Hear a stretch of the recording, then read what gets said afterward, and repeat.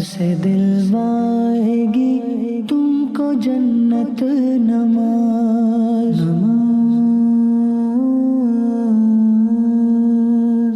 الحمدللہ رب العالمین والصلاة والسلام علی سید الانبیاء والمرسلین اما بعد فاعوذ باللہ من الشیطان الرجیم بسم اللہ الرحمن الرحیم الصلاة والسلام علیکہ یا رسول اللہ وعلی آلکہ واصحابکہ یا حبیب اللہ الصلاة والسلام علیکہ یا نبی اللہ وعلی آلکہ واصحابکہ یا نور اللہ۔ پیارے پیارے بچوں اور ناظرین، آپ کو اپنے معلوماتی اور بہت ہی پیارے پروگرام آئے نماز سیکھیں میں خوش آمدید کہتے ہیں۔ ہمارے پروگرام کا نام کیا ہے؟ نماز سے متعلق اہم ترین گفتگو ہوا کرتی ہے، نماز کے مسائل ہوا کرتے ہیں، عملی طریقہ بھی ہوا کرتا ہے، اور اس سے متعلق بہت ساری پیاری پیاری باتیں ہم سیکھنے کی کوشش کرتے ہیں۔ اس سے پہلے کہ آج کے ٹاپک پر بات کریں، اللہ کے آخری نبی، اللہ کے پیارے نبی صلی اللہ تعالیٰ علیہ وآلہ وسلم پر درود پاک پڑھنے کی بہت ہی پیاری فضیلت۔ نبی کریم صلی اللہ تعالیٰ علیہ وآلہ وسلم نے ارشاد فرمایا، جو شخص مجھ پر 10 مرتبہ درود پاک پڑھتا ہے، اللہ پاک اس پر 100 رحمتیں نازل فرماتا ہے۔ صلو علی الحبیب صلی اللہ تعالی علی محمد صلی اللہ علیہ وسلم۔ پیارے پیارے بچوں، نماز کا ذکر قرآن کریم میں سینکڑوں مقامات پر کیا گیا ہے۔ اللہ تعالیٰ نے سینکڑوں مقامات پر نماز کا حکم دیا ہے، نماز کا ذکر کیا ہے۔ نماز کو پابندی سے پڑھنا اللہ تعالیٰ کی بہت ساری رحمتوں کو، بہت ساری نیکیوں کو اور ڈھیر سارا ثواب حاصل کرنے کا ذریعہ بن جاتا ہے، جبکہ نماز کو جان بوجھ کر ترک کر دینا، نماز کو قضا کر دینا، نماز کو بلا وجہ چھوڑ دینا انتہائی بہت بڑا گناہ ہے۔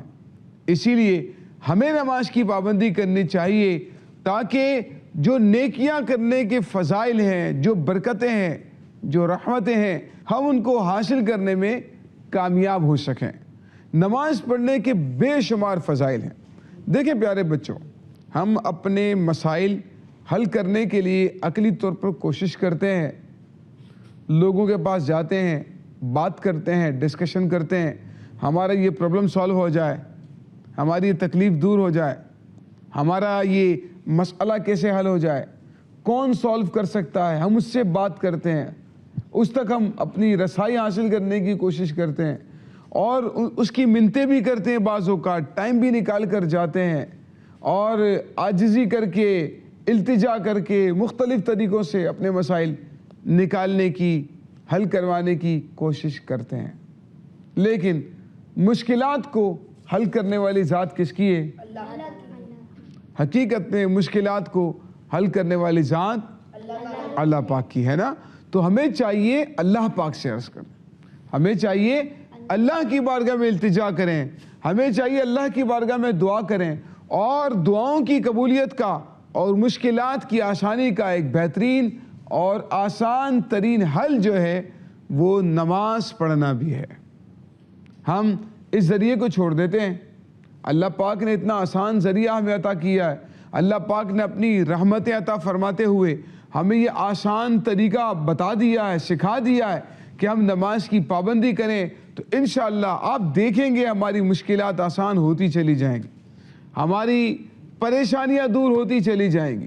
حضرت سری سختی رحمۃ اللہ تعالیٰ علیہ اللہ کے بہت بڑے ولی گزرے، آپ کے بارے میں آتا ہے کہ آپ کی پڑوسن تھی، اس کے بیٹے کو پولیس والے اٹھا کر لے گئے، سپاہی جو ہوتے ہیں نا وہ اٹھا کر لے گئے کسی مسئلے میں، یعنی بے گناہ تھا نا، بے گناہ تھا، لیکن اسے اٹھا کر لے گئے۔ اب وہ خاتون روتی ہوئی آپ کے پاس آئی، کہنے لگی آپ تو اللہ کے ولی ہیں، آپ تو بہت بڑے بزرگ ہیں، اور آپ کے تعلقات بھی کافی ہیں، یا تو اب کام کریں، میرے ساتھ چلیں، میرے بیٹے کو چھڑوا دیں، یا کسی کو بھیج دیں, کسی کو بول دیں میرے بیٹے کو چھڑوا دیں کیونکہ میرا بیٹا بے گناہ ہے, میرے بے گناہ بیٹے کو پکڑ کر لے کر گئے ہیں. شری سکتی رحمۃ اللہ تعالی علیہ نے جب اس کی بات سنی, آپ نے وضو کیا اور وضو کرنے کے بعد آپ نے نماز پڑھنا شروع کر دی. کافی دیر ہو گئی نماز پڑھتے. وہ خاتون انتظار کرتی رہی, پتہ نہیں میرے ساتھ کب چلیں گے اور میرے بیٹے کو چھڑوا کر لے کر آئیں گے. وہ انتظار کرتی رہی. جب آپ کو نماز پڑھتے دیکھا کہ آپ کو کافی دیر ہو گئی ہے, آپ کے پاس آ کر کہنے لگی حضور بہت دیر ہو گئی ہے, کہیں میرے بیٹے کو بند نہ کر دیں, آپ چلیں میرے ساتھ, میرے بیٹے کو چھڑوا دیں. تو شری سکتی رحمۃ اللہ تعالی علیہ نے نماز سے سلام پھیرا اور سلام پھیرنے کے بعد کہا کہ خاتون تمہارا ہی تو کام کر رہا ہوں, تمہارا ہی تو کام کر رہا ہوں. اتنی دیر میں اس عورت کی خادمہ آتی ہے اور کہتی ہے کہ آپ کو مبارک ہو, آپ کا بیٹا گھر پر آ گیا ہے. تو دیکھیں شری سکتی رحمۃ اللہ تعالی علیہ اللہ کی بارگاہ میں نماز پڑھنے کے لیے کھڑے ہو گئے. مشکل تھی, پڑوسن نے آ کر شکایت کی. اب ان کو پتا ہے کہ مسئلہ حل کرنے والی ذات کس کی ہے؟ اللہ تعالیٰ. پریشانی دور کرنے والی ذات کس کی ہے؟ اللہ پاک کی ہے. تو اسی کی بارگاہ میں عرض کرنی ہے. تو حضرت شری سکتی رحمۃ اللہ تعالی علیہ اللہ کی بارگاہ میں کھڑے ہو گئے اس کی عبادت کرنے کے لیے, اس کی بارگاہ میں عرض کی, اللہ پاک نے اس عورت کی مشکل کو آسان کر دیا. تو نماز پڑھنے کے تو بے شمار فضائل ہیں, نماز پڑھنے کی تو بے شمار برکتیں ہیں. تو ہمیں چاہیے نماز کی پابندی کریں. دیکھیں نماز دین کا ستون ہے, نماز مومن کی معراج ہے, نماز ہمارے پیارے آقا صلی اللہ تعالیٰ علیہ وآلہ وسلم کی آنکھوں کی ٹھنڈک ہے. ہمارے پیارے آقا صلی اللہ تعالیٰ علیہ وآلہ وسلم حضرت بلال سے فرمایا کرتے تھے ارحنی یا بلال, فرماتے اے بلال اذان دے کر ہماری آنکھوں کو ٹھنڈک پہنچاؤ, اذان کہہ کر ہمیں راحت پہنچاؤ. تو ہمارے پیارے نبی صلی اللہ تعالیٰ علیہ وآلہ وسلم نماز سے تو بڑی راحت حاصل کیا کرتے تھے, نماز سے تو بڑا سکون حاصل کیا کرتے تھے. اور نماز پڑھنے کے فضائل, نماز اندھیری قبر کا روشن چراغ, نماز سے دعائیں قبول ہوتی ہیں, نماز سے مشکلات آسان ہوتی ہیں, نماز سے اللہ پاک کی رحمتیں نازل ہوتی ہیں, نماز اندھیری قبر کا روشن چراغ ہے. اور جو لوگ نماز ادا کرتے ہیں اللہ تعالیٰ ان کی دنیاوی اور آخرت کی مشکلات کو آسان کر دیتا ہے, پریشانیوں کو دور فرما دیتا ہے. اسی لیے ہمیں چاہیے کہ نماز کی پابندی کریں. حضرت انس بن مالک رضی اللہ تعالیٰ عنہ ہمارے پیارے آقا صلی اللہ تعالیٰ علیہ وآلہ وسلم کے خاص خادم حضرت انس بن مالک رضی اللہ تعالیٰ عنہ, حضرت انس بن مالک رضی اللہ تعالیٰ عنہ جو ہے آپ کا باغبان سمجھتے ہیں, مالی سمجھتے ہیں, جو باغ کو نہیں پانی دیتے ہیں, جو پودوں کو پانی دیتے ہیں باغ کے اندر, پارک کے اندر جو پودوں کو پانی دیتے ہیں نا, ان کو کیا کہتے ہیں؟ مالی کہتے ہیں, باغبان کہتے ہیں. تو حضرت انس بن مالک رضی اللہ تعالیٰ عنہ کا جو باغبان تھا نا, تو وہ آپ کے پاس ہے, کہنے لگے حضور دعا کریں, بارش نہیں ہو رہی ہے, کافی دن ہو گئے, پودے سوکھ گئے ہیں, کھیتی باڑی سوکھ گئی ہے, بہت پریشانی ہے, آپ کوئی دعا کریں اللہ کی بارگاہ میں کوئی مسئلہ حل ہو جائے. آپ دیکھیں کتنی پریشانی ہو رہی ہے.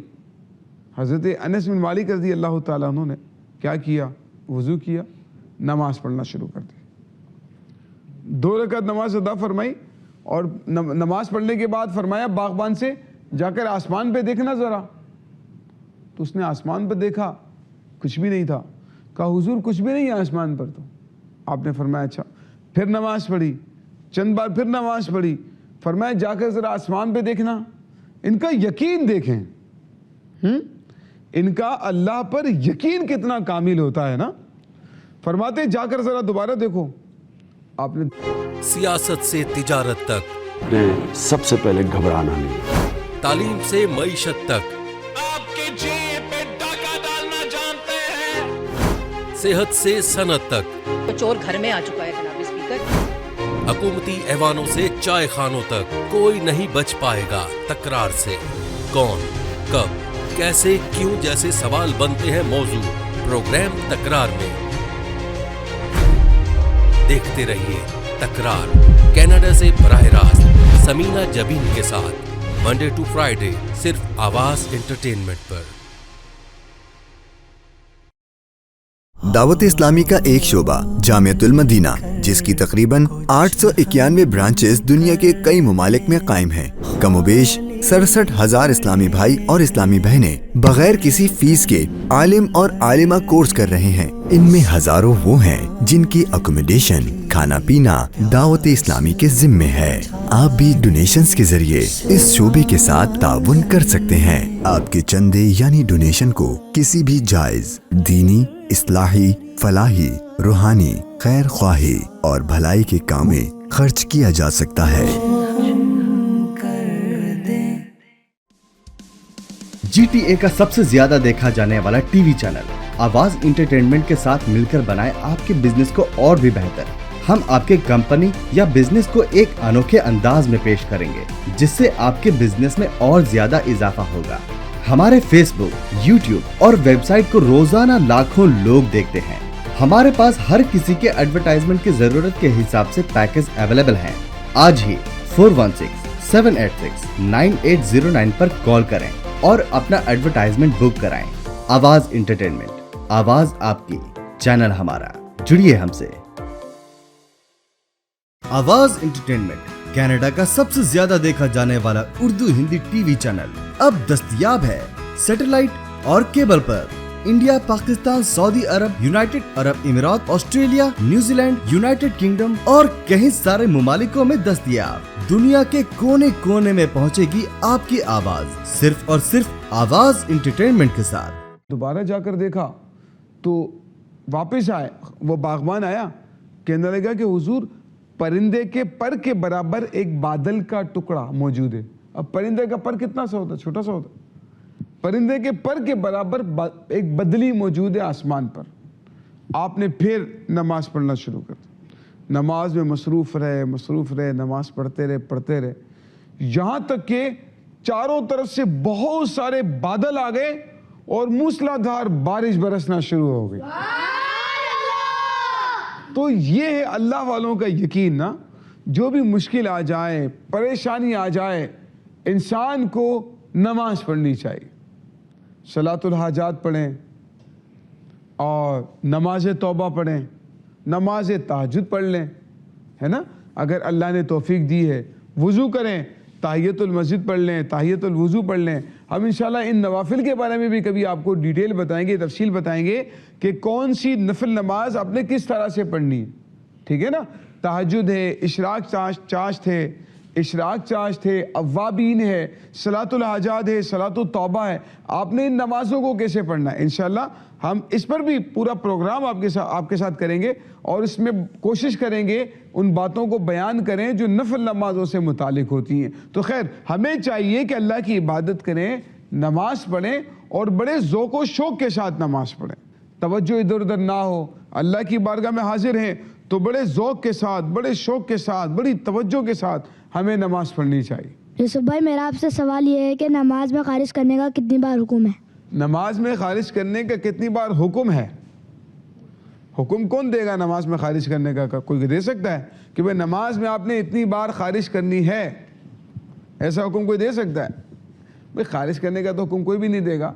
हाँ, इजाज़त हो सकती है ना, है इजाज़त हो सकती है कि भाई इतनी बार आपको हाथ इस्तेमाल करने की इजाज़त है। वो ये कि आप नमाज के हर रुकन में 2 मरतबा अपने हाथ को इस्तेमाल कर सकते हैं। अगर किसी भी रुकन में आपने 3 मरतबा अपना हाथ इस्तेमाल कर लिया तो आपकी नमाज टूट जाएगी। क्या होगी? नमाज टूट जाएगी। मिसाल के तौर पर आप नमाज पढ़ने के लिए खड़े हैं, आप किरात कर रहे हैं, किरात के दौरान आपको खारिज हुई, आपने कुछ आया, फिर नमाज जारी रखी, फिर दोबारा होती है, फिर आपने खारिज कर ली। कितनी बार हो गया? 2 बार। अब तीसरी बार इजाज़त है? नहीं। अगर तीसरी बार फिर कर ली तो नमाज टूट जाए। उसको मशवरा देते हैं कि पहले बैठकर सारी खारिशें कर लो, इसके बाद नमाज पढ़ो, ठीक है भाई। नमाज में तो ध्यान रखना चाहिए। अच्छा, अब जब रुकू में गए, अब रुकू में जाने के बाद फिर आपको कितनी बार अपना हाथ यूज़ करने की इजाज़त मिल जाएगी? 2। ٹھیک ہے, 2 بار پھر آپ کو اس کی اجازت مل جائے گی, لیکن 3 بار پھر رکوع میں کریں گے یا سجدے میں کریں گے. 3 بار ایک رکن کے اندر اگر آپ ہاتھ کو استعمال کر لیں گے تو آپ کی نماز. السلام علیکم ورحمۃ اللہ وبرکاتہ. وعلیکم السلام ورحمۃ اللہ وبرکاتہ.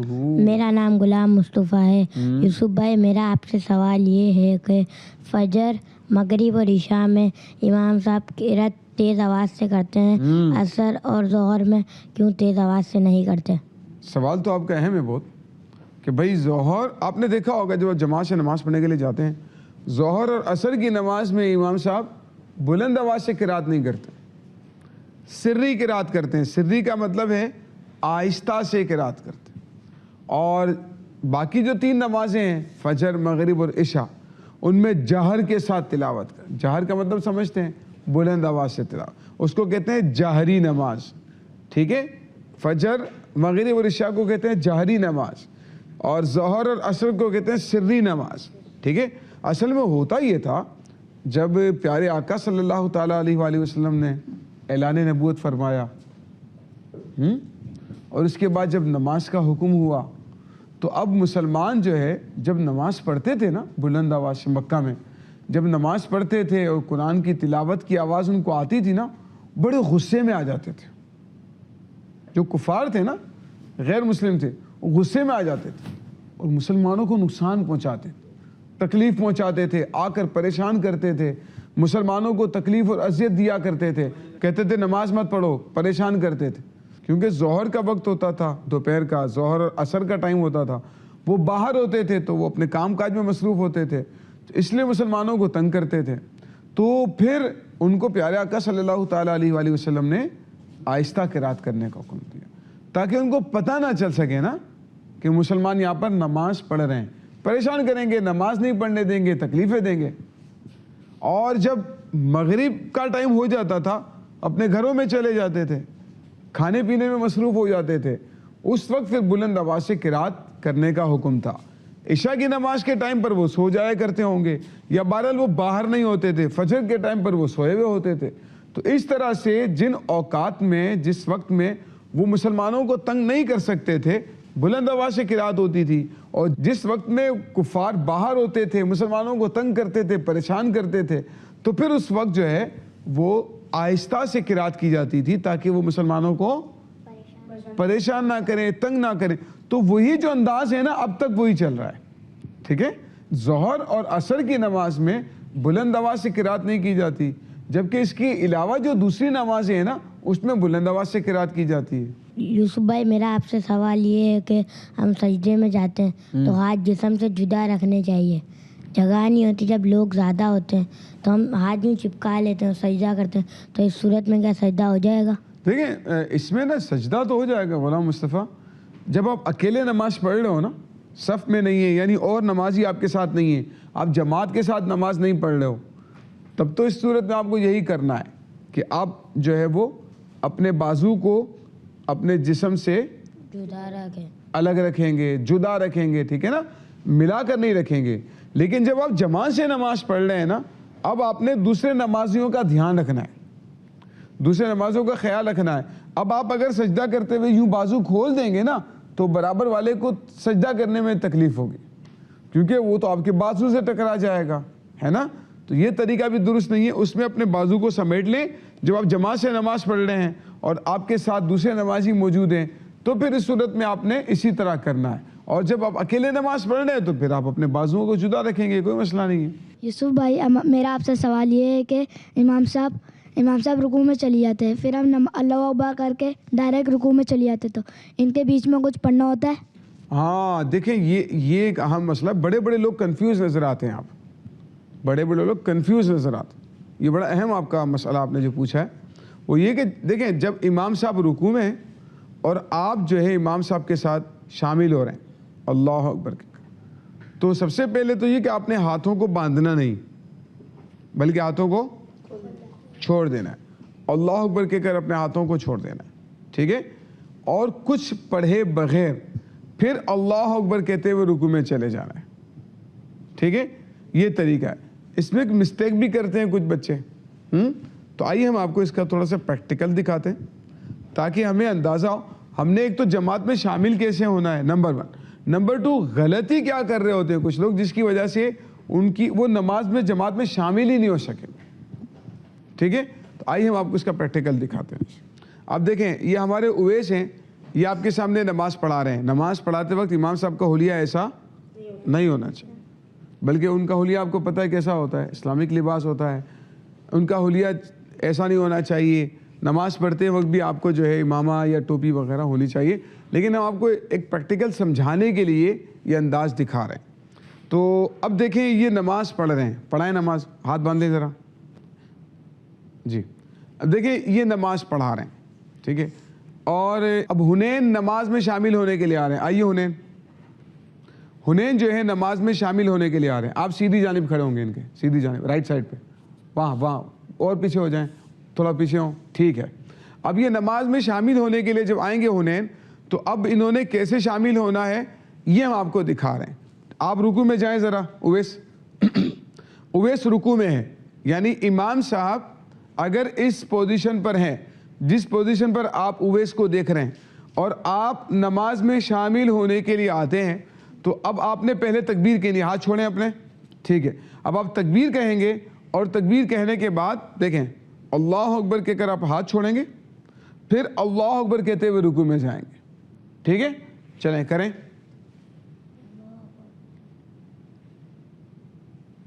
ٹھیک ہے، دیکھیں اتنا زیادہ بھی رکنا ضروری نہیں ہے. دوبارہ کھڑے ہوں. دیکھیں اب جو ہے اللہ اکبر اللہ فوراً، لیکن کھڑے اللہ اکبر پہلے کمپلیٹ کرنا ہے. اللہ اکبر اللہ اکبر اللہ اکبر کہتے ہوئے رکوع میں جائیں گے. جی یہ تھوڑا سا گیپ لے رہے ہیں نا، یہ بھی ضروری نہیں ہے. آپ صرف کھڑے تکبیر کہیں گے اللہ اکبر، پھر رکوع میں چلے جائیں گے اللہ اکبر کہتے ہوئے. اب آپ جماعت میں شامل ہو چکے ہیں. ٹھیک ہے، دونوں کھڑے ہو جائیں. پیارے بچوں یہ تھا طریقہ کار جماعت میں شامل ہونے کا. اب ہم آپ کو ایک اور طریقہ بتا رہے ہیں. وہ طریقہ ہوتا ہے غلط، اور کچھ لوگ یہ غلطی کر رہے ہوتے ہیں. آپ نے ایسی غلطی سے بچنا ہے، ورنہ ایسا نہ ہو کہ آپ کی نماز ہی نہ ہو، آپ کی نماز ضائع ہو جائے، ایسا نہ ہو. وہ طریقہ کیا ہے ہم آپ کو بتاتے ہیں کہ وہ طریقہ کچھ بچے یا کچھ لوگ یہ کرتے ہیں کہ اللہ اکبر کہتے ہوئے جو ہے ڈائریکٹلی رکوع میں چلے جاتے ہیں. یہ طریقہ درست نہیں ہے. ٹھیک ہے، یہ طریقہ بھی کر کے دکھائیں گے. جی ویسے آپ رکوع میں جائیں. اور یہ حنین جو ہے یہ جماعت میں شامل ہونے کے لیے آ رہے ہیں. جی حنین آپ اللہ اکبر کہتے ہوئے ڈائریکٹ رکوع میں جائیں. یہ دیکھیں یہ جو انداز ہے نا یہ غلط ہے. اس طرح سے آپ اس لیے نماز میں شامل نہیں ہو سکیں گے کہ آپ نے قیام تو کیا نہیں. اللہ اکبر تکبیر آپ نے کھڑے کمپلیٹ کرنی ہے، اس کے بعد رکوع میں جانا ہے. آپ نے اللہ اکبر آپ نے رکوع میں اگر ختم کیا تو پھر آپ جماعت میں شامل نہیں ہو سکیں گے. لہٰذا اس بات کا دھیان رکھنا ضروری ہے. انہوں نے پہلے جو طریقہ کر کے دکھایا تھا وہ صحیح تھا کہ اللہ اکبر پھر اللہ اکبر.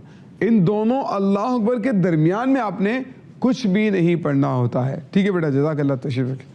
پیارے بچوں، آپ نے آج کا پروگرام دیکھا، اس میں ہم نے کچھ نماز کے فضائل بھی سنے، نماز کی برکتیں بھی سنی، اور نماز سے متعلق جماعت سے متعلق بڑے اہم مسائل جو ہمارے بچوں کے پاس تھے آپ نے اس کو سنا.